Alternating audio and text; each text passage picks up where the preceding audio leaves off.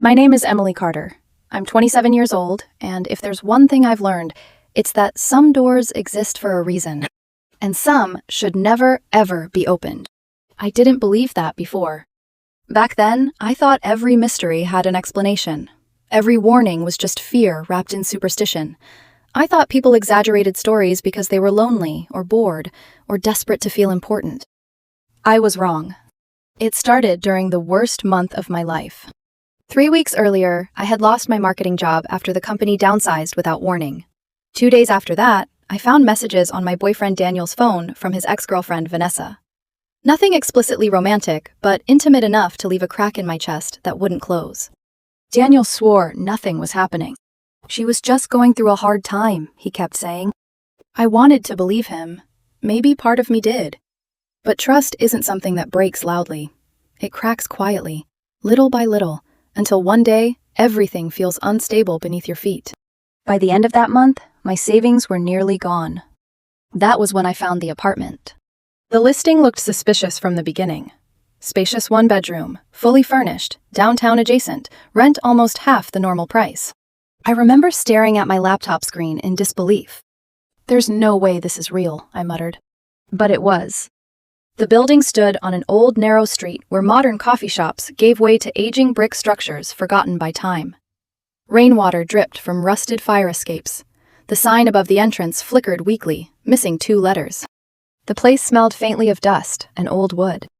The landlord, a thin, older woman named Margaret Holloway, greeted me in the lobby without smiling. "You're Emily?" Her voice sounded dry, almost irritated. "Yes." She studied me for a moment too long before handing me a ring of keys. "You'll be in apartment 4B. "That's it?" I asked awkwardly. "No paperwork?" It was already handled online. Right, I had almost forgotten. As she led me upstairs, the floorboards creaked beneath our feet. The hallway lights buzzed faintly overhead. "Most tenants don't stay long," Margaret suddenly said. I forced a laugh. "Bad plumbing?" She didn't laugh back. "People ask too many questions." Something about the way she said it made my stomach tighten. When we reached my apartment, she unlocked the door slowly. The place itself looked surprisingly normal. Small kitchen, gray couch, old hardwood floors. A large bedroom window overlooking the rainy street below. At first, I thought maybe I'd gotten lucky. Then I saw the door. It stood near the far end of the hallway, separate from every other room. Old, dark wood. Rust coating the lock like dried blood. Scratches carved across the surface. Not random scratches. Long vertical marks. Like fingernails. "What's that?" I asked. Margaret immediately stiffened. "Storage room. Can I open it?" "No." The answer came too quickly. I glanced at her. "Why not?" "It stays locked." There was something strange in her eyes then. Not anger. Fear. "The previous owners sealed it years ago," she continued carefully. "There's nothing inside worth seeing." I stepped closer to the door, studying the rusted lock. For some reason, the air around it felt colder. "You don't have the key?" "No." "Then how was it locked?" Margaret's expression darkened. "Some things don't need keys." A silence stretched between us. Then she handed me the apartment keys and moved toward the entrance almost urgently. "One more thing," she said quietly. I looked up. "No matter what you hear at night," her voice nearly trembled, "do not open that door." Then she left. I stood there alone in the apartment, listening to her footsteps disappear down the hallway. Outside, thunder rumbled across the city. That night, Daniel came over with takeout and cheap wine, trying too hard to act normal. "This place isn't bad," he said, while unpacking noodles onto paper plates. "You're lying." He grinned. "Okay, it looks like a serial killer documentary apartment, but it has character." I laughed for the first time in days. For a while, things almost felt okay again. But eventually, Daniel noticed the door. "What's this?" "Don't touch it," I said immediately. He raised an eyebrow. "Why?" I told him what Margaret had said. Daniel stared at me for 2 seconds before bursting out laughing. "Emily, come on." "I'm serious." "It's probably an old maintenance room." "Then why warn me?" "Because creepy landlords love drama." He walked over and knocked on the wood twice. The sound echoed strangely. Not hollow. Deep. As if the room behind it were much larger than it should have been. Daniel frowned slightly. "You hear that?" Before I could answer, a loud thud came from the other side. Both of us froze. The apartment suddenly felt very still. Daniel forced another laugh, weaker this time. "Pipes," he muttered. But he didn't knock again. Later that night, after Daniel left, I couldn't sleep. Rain hammered against the windows while shadows stretched across the ceiling. And somewhere around 2 in the morning, I heard it. A soft sound. Not loud. Not violent. Just 3 slow scratches against wood. I sat upright in bed. Scratch. Scratch. Scratch. My throat tightened. The sound was coming from the hallway, from the locked door. I told myself not to move. Told myself it was the building settling. Old pipes. Rats. Anything. But then I heard something else. A whisper. Too faint to understand. I grabbed my phone with shaking hands and turned on the flashlight. The hallway outside my bedroom was empty. But the closer I got to the locked door, the colder the apartment became. The whispering stopped. I stood there frozen, staring at the scratches covering the wood. And for one horrifying second, I thought I saw the doorknob move slightly. I stumbled backward immediately. "Nope," I whispered to myself. "Absolutely not." The next morning, I tried convincing myself I imagined everything. Stress could do strange things to people. That's what Daniel said when I called him. "You're overwhelmed," he told me gently. "You haven't been sleeping." "So you think I imagined the scratching?" "I think old buildings make weird noises." Easy for him to say. He wasn't the one living there. Over the next few days, little things kept happening. Cabinet doors left open. Cold air drifting through the hallway despite sealed windows. Lights flickering whenever I walked near the locked room. And every night, around the same time, scratching. Slow.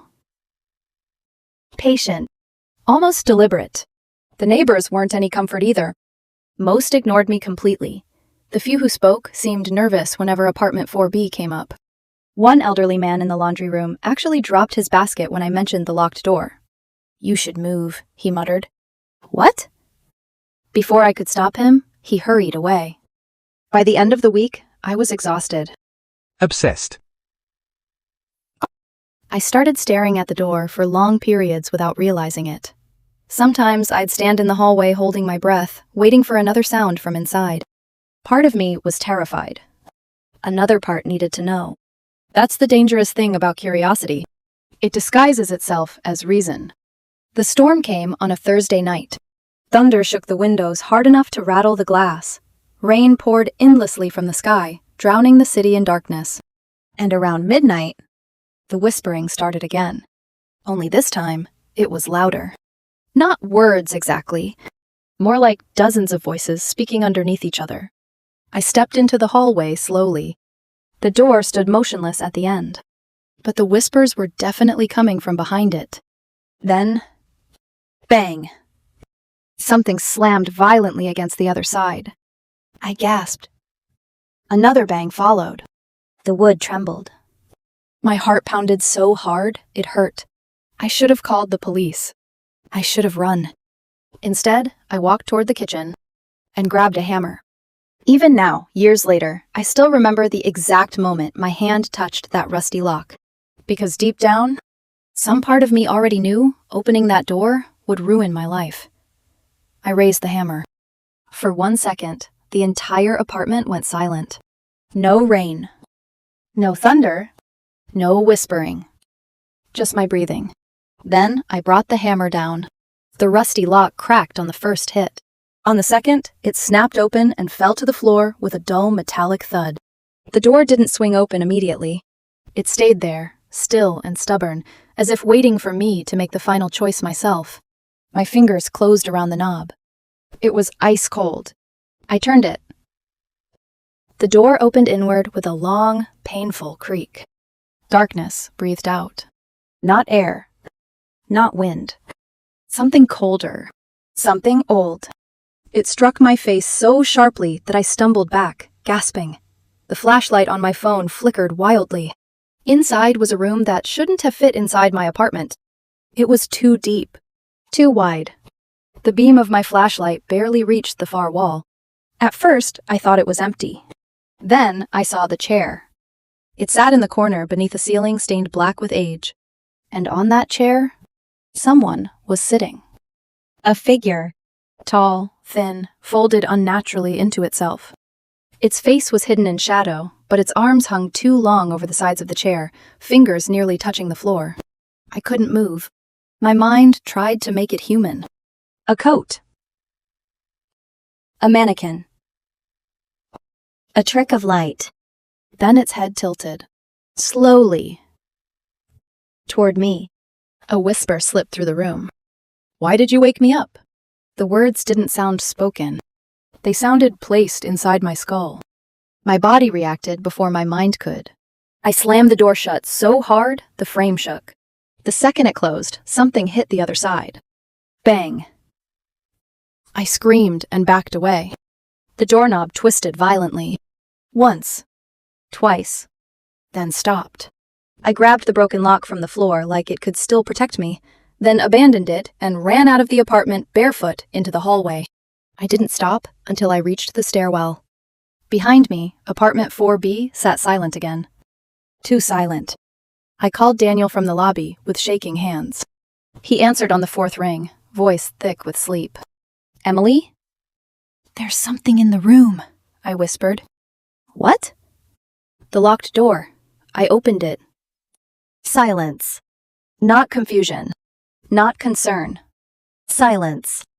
Then he said, much too quietly, "You opened it?" My stomach dropped.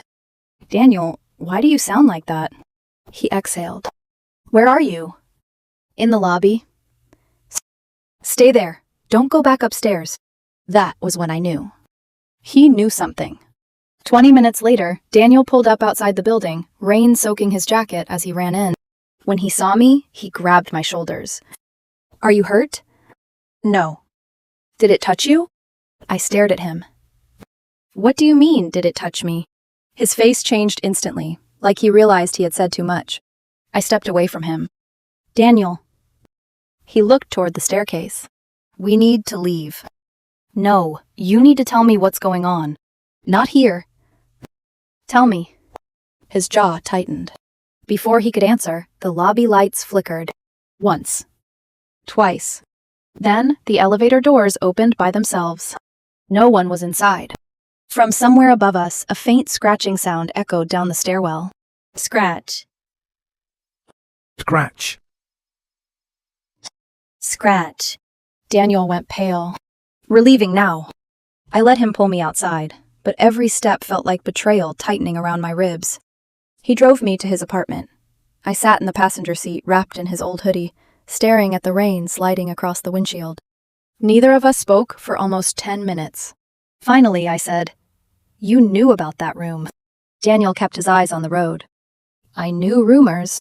"That's not what I asked." His hands tightened on the steering wheel. "My ex-girlfriend lived there before." The words hit harder than the thunder. "Vanessa?" He nodded. I turned toward him slowly. "You let me move into your ex-girlfriend's old apartment?" I didn't know it was the same unit at first. "At first?" He swallowed. "When you showed me the door, I suspected." A cold laugh escaped me. "You suspected, and you said nothing?" "I didn't want to scare you." "No, you didn't want to explain why your ex was connected to my apartment." He said nothing. That silence answered more than any confession. At his place, I refused to sleep in his bed. I sat on the couch until morning, wrapped in a blanket, replaying everything. The figure. The whisper. Daniel's face when I told him I opened it. "Did it touch you?" Those words wouldn't leave me. By sunrise, I had almost convinced myself I could simply move out and forget everything. Then, my phone buzzed. A text from an unknown number. Only 5 words. "You should not have opened it." Attached was a photo. My apartment hallway. The locked door. Closed. And standing in front of it, barely visible in the dim light, was my own shadow. Except I wasn't there. I dropped the phone. Daniel rushed in from the kitchen. "What happened?" I pointed at the screen. He picked it up, and the moment he saw the image, his face emptied. "Emily," he whispered, "we need to talk about Vanessa." I stared at him, my anger rising through the fear. No, we needed to talk about Vanessa before I opened that door. He flinched. Good. Because I wanted him to feel even a fraction of what I was feeling. The next few days became a blur of sleeplessness and suspicion. I refused to return to apartment 4B alone. Daniel offered to go with me to pack, but every time he did, something inside me resisted. I didn't trust him anymore. Not completely. Maybe not at all. So I went back during the day with the building manager downstairs and 2 movers. The locked door was closed. The rusty lock was back in place. Whole. Unbroken. The movers didn't notice. The manager pretended not to. But I knew. I knew I had broken it. I knew I had opened that door. As we packed my things, the apartment felt watchful. The air near the hallway stayed cold, no matter how much sunlight came through the windows. At one point, one of the movers stopped and looked toward the locked room. "Lady," he said quietly, "is somebody in there?" I froze. The manager snapped, "Keep moving." That was the first time I noticed her hands were shaking. By evening, most of my belongings were gone. But one box remained in the bedroom closet, old documents I had shoved there when moving in. As I reached for it, I heard a whisper behind me. Not from the hallway. From inside the room. My bedroom. "Emily." I turned so fast I nearly fell. No one was there. Then the closet light flickered out. In the darkness, something brushed against my hair. I ran. That night, I stayed at a cheap motel instead of Daniel's place. He called 17 times. I didn't answer. Around 3:11 a.m., I woke to the sound of water dripping. The motel bathroom door was open. The sink was running. I was sure I had turned it off. I sat up slowly. In the mirror above the sink, written through the steam, were 4 words. "He brought you here." My chest tightened until I could barely breathe. Daniel. Vanessa. The apartment. The room. None of it was coincidence. The next morning, I searched Vanessa's name online for the first time. Vanessa Hale? Missing woman. Last seen 3 years ago. Former resident of apartment 4B. My hands went numb as article after article appeared. Vanessa had disappeared after telling friends someone was watching her from inside her walls. And the final line of one article made my blood turn cold. Her boyfriend at the time, Daniel Mercer, told police she had been acting paranoid for weeks. I stared at his name until the letters blurred. Then my phone rang. Daniel again. This time, I answered. His voice was broken. "Emily, please listen to me," I whispered. "What happened to Vanessa?" He didn't speak. So I asked the question that had been growing inside me since the moment he arrived in that lobby. "Daniel, did you wake it up before me?" For a long time, all I heard on the other end of the phone was Daniel breathing. Heavy. Uneven. Like a man standing too close to the edge of something he had spent years trying not to look at. Then finally, quietly, he said, "Yes." The motel room seemed to tilt around me. Outside, cars passed through the wet streets, their headlights sliding across the curtains in pale streaks. Somewhere nearby, an ice machine hummed steadily. Ordinary sounds. Normal sounds. But nothing felt normal anymore. I gripped the phone tighter. "You knew," I whispered. "I didn't understand what it was back then. You still brought me there. I didn't know it would happen again." My laugh came out sharp and broken. "Again?" Daniel exhaled shakily. "When Vanessa lived there, she became obsessed with the room. At first, it was little things. Noises, cold air, scratches at night. Exactly like me." A cold wave moved through my stomach. "She thought somebody was trapped inside," he continued. "I told her she was imagining it." And then? Silence. "Daniel." She opened the door. The motel suddenly felt too small to breathe in. What did she see? She wouldn't tell me clearly afterward. Every time she tried, she'd panic. His voice lowered. She kept saying something inside the room knew her secrets. I closed my eyes. The whisper. Why did you wake me up? She stopped sleeping, Daniel said.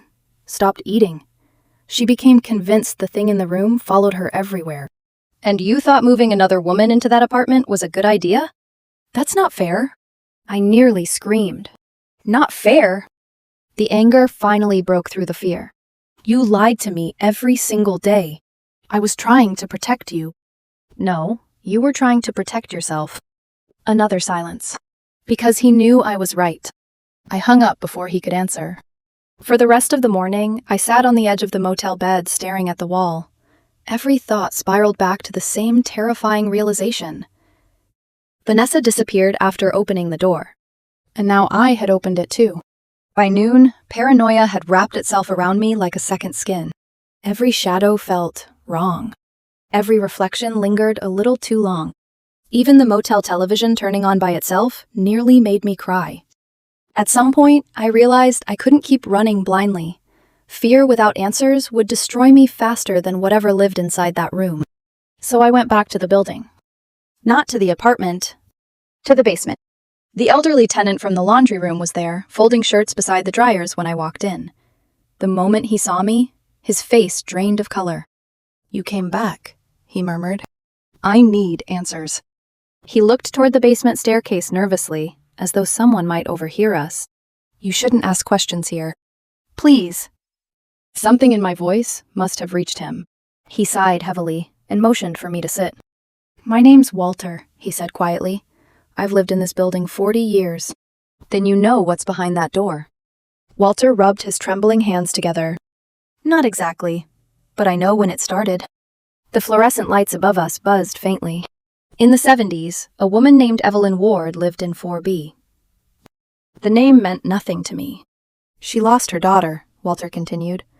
Little girl died from pneumonia during winter. His voice softened slightly. People said Evelyn changed afterward, started studying strange things, rituals, spiritualism, obsession with grief. A chill crept through me. She became convinced there was a place between life and death, he said. A door that could be opened. The dryers hummed behind us. Walter leaned closer. One night, neighbors heard screaming from her apartment, loud enough to wake the entire building. What happened? When police entered the apartment, he swallowed. Evelyn was gone. My skin prickled. And the room? There was no room before. I stared at him. What? Walter nodded slowly. That locked room appeared afterward. The air suddenly felt heavier around me. That's impossible. So is a lot of what happens in 4B. Before I could ask more, the basement lights flickered violently. Walter stood immediately. You need to leave. What? Now. Then I heard it. Scratch.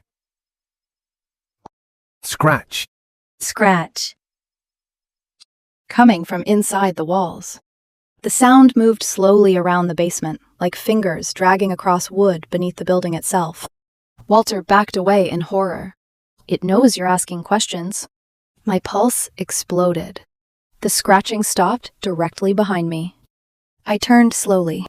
One of the basement walls bulged inward for half a second, like something tall had pressed against it from the other side. Then came the whisper. Emily? I ran. I barely remembered getting outside. Rain had started again, cold and relentless. I stood across the street, staring up at apartment 4B, while thunder rolled above the city. From the outside, the window looked completely dark. But as lightning flashed, I saw someone standing there. Tall. Motionless. Watching me. My phone rang again. Daniel. This time, I answered immediately. I know about Evelyn Ward. His breathing caught. You talked to Walter? Yes. Emily, listen to me carefully. You have to stop digging. Why? Because it gets stronger when you focus on it. I looked up at the apartment window again. The figure was gone. You already knew that too, didn't you? Daniel didn't answer fast enough. Oh my God. Emily. You knew exactly what happened to Vanessa. That's not true.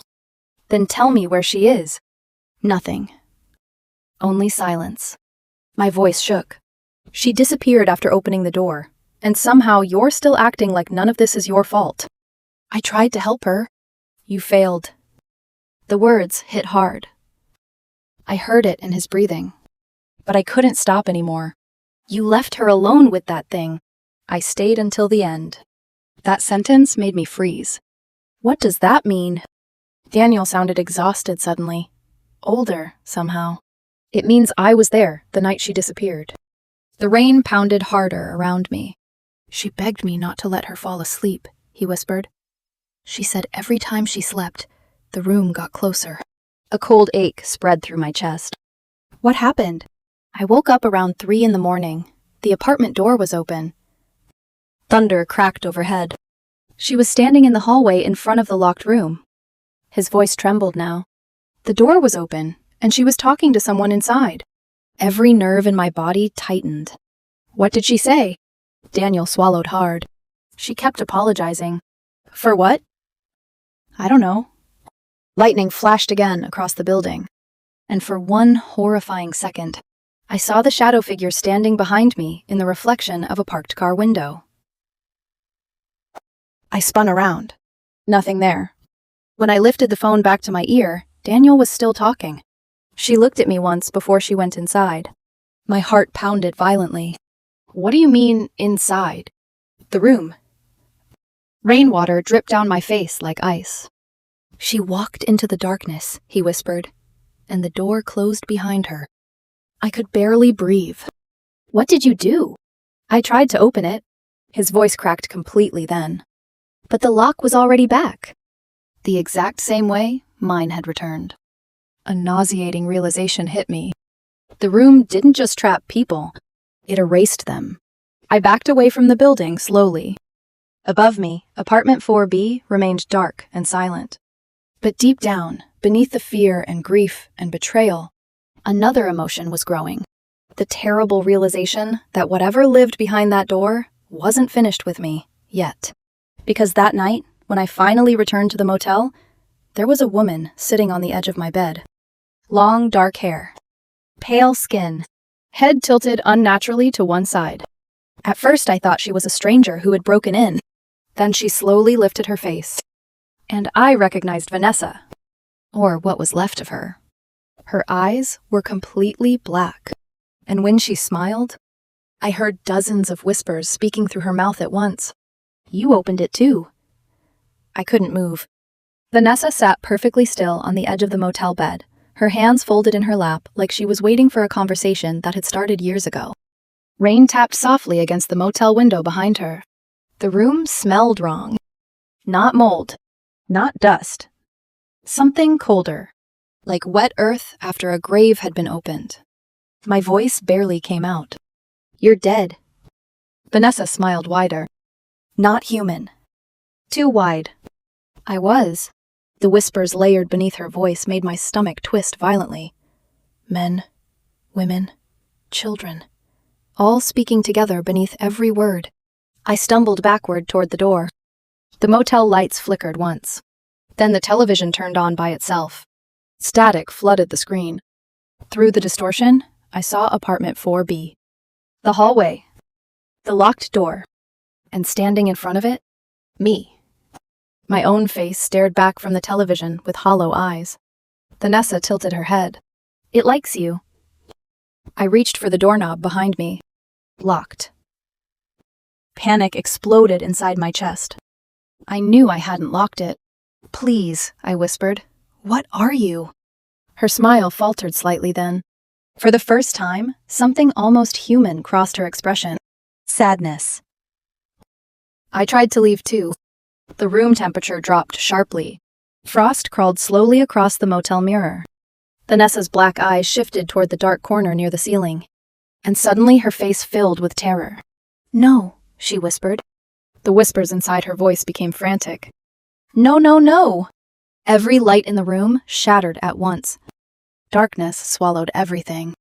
Then came the sound. Scratch. Scratch. Scratch. Not from the walls. From directly behind me. I turned. A tall silhouette stood inches away. Long arms. Bent shoulders. Its face hidden inside impossible darkness. The same figure from the chair. Only now, it was taller than the ceiling should have allowed. The whispers poured from it, like hundreds of mouths breathing together. "Why did you wake me up?" I screamed and threw myself against the motel door. This time, it burst open. I ran. Barefoot again. Down the stairs. Into the rain. I didn't stop until I reached my car. My hands shook so violently, I dropped the keys twice before finally starting the engine. Then my phone rang. "Daniel." I answered immediately, sobbing. "It's here." Static crackled through the speaker. Then Daniel's voice. "Emily, listen carefully. You have to go back to the apartment." "What?" "That's the only place it can be contained." "You knew this would happen." "I didn't know it would choose you this fast." The words hit like a knife. Choose you. Like I wasn't even a person anymore. Just the next victim. "You used me," I whispered. "No." "Yes, you did." Thunder shook the sky. On the other end, Daniel sounded broken. "I thought if someone else moved into 4B and nothing happened," his voice cracked, "then maybe it was over." I closed my eyes. All this time, he hadn't just been hiding the truth. He had been testing it. Testing me. The betrayal hurt worse than the fear. "You sacrificed me." "No," he said desperately. "I fell in love with you." I laughed through tears. Too late. Way too late. Then the radio inside my car burst into static. Every station at once. And beneath the static, whispering. My headlights flickered. In the rearview mirror, something moved in the back seat. I turned. Nothing there. Then cold fingers brushed the back of my neck. I slammed the accelerator immediately. The streets blurred beneath the rain as I drove back toward the apartment building. Part of me wanted to disappear forever, but another part understood the horrifying truth. It wouldn't stop following me. Not now. Maybe not ever. By the time I arrived, the storm had become violent enough to shake the entire street. The building stood dark against the sky like a rotting skeleton. Daniel was waiting outside, soaked from the rain. Terrified. The moment I stepped out of the car, I hit him across the face. Hard. "You lied to me."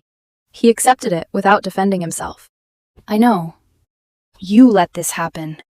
"I know." His guilt looked genuine. But guilt didn't undo anything. Thunder roared overhead as we climbed the stairs together. The hallway lights flickered violently the closer we got to 4B. Halfway down the corridor, Daniel stopped suddenly. The apartment door was already open. Neither of us had touched it.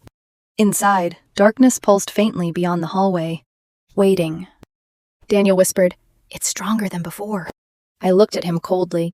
"What exactly is it?" He swallowed hard. "I don't think it's a ghost." "Then what?" "I think it's grief." The answer sounded insane, but somehow worse because part of me understood. Evelyn losing her daughter. Vanessa drowning in paranoia and loneliness. Me carrying betrayal and fear until curiosity cracked me open. The room fed on pain, on unresolved guilt, and every person who opened the door brought more of it inside. As we entered the apartment, the whispers became deafening. The walls trembled softly. Family photos I hadn't packed yet slid off shelves by themselves, glass shattering across the floor. Then the bedroom door slammed shut behind us. I jumped violently. Daniel grabbed my arm. "We end it tonight." "How?" He looked toward the locked room. "We close it." The hallway stretched ahead unnaturally long now, shadows crawling along the walls like living things. And at the end, the door stood open. Darkness spilled from inside like liquid. The chair was still there, except now someone sat in it. A woman. Thin. Motionless. Long dark hair covering her face. Vanessa. Daniel stopped breathing beside me. Slowly, she lifted her head. Her eyes were normal again. Human. Tears streamed down her pale face.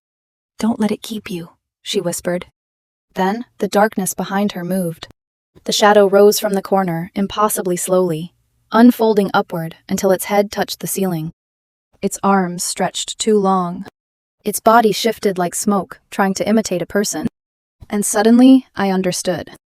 The entity never truly created fear. It used the fear already inside you.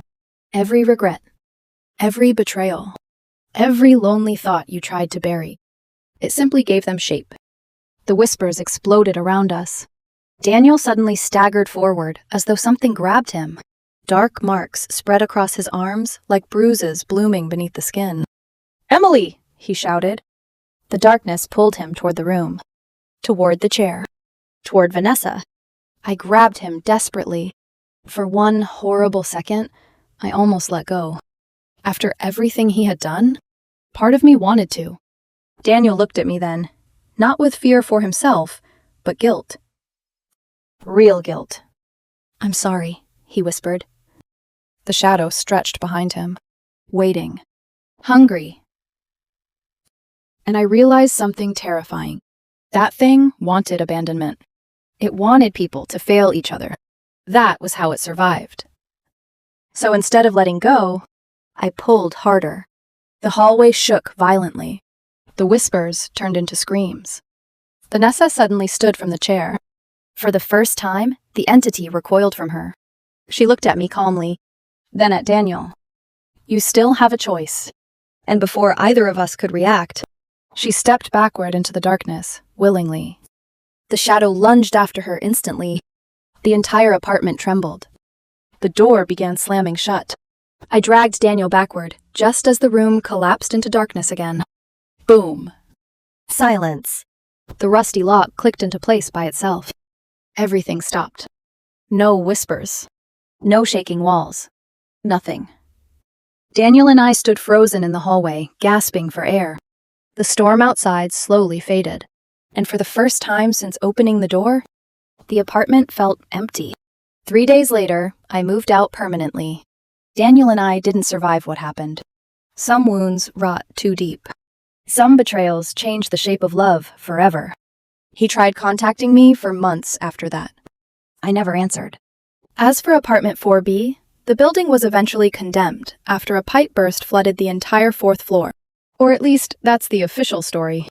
But sometimes, late at night, I still wake up freezing cold. Sometimes I hear scratching inside my walls. Slow. Patient.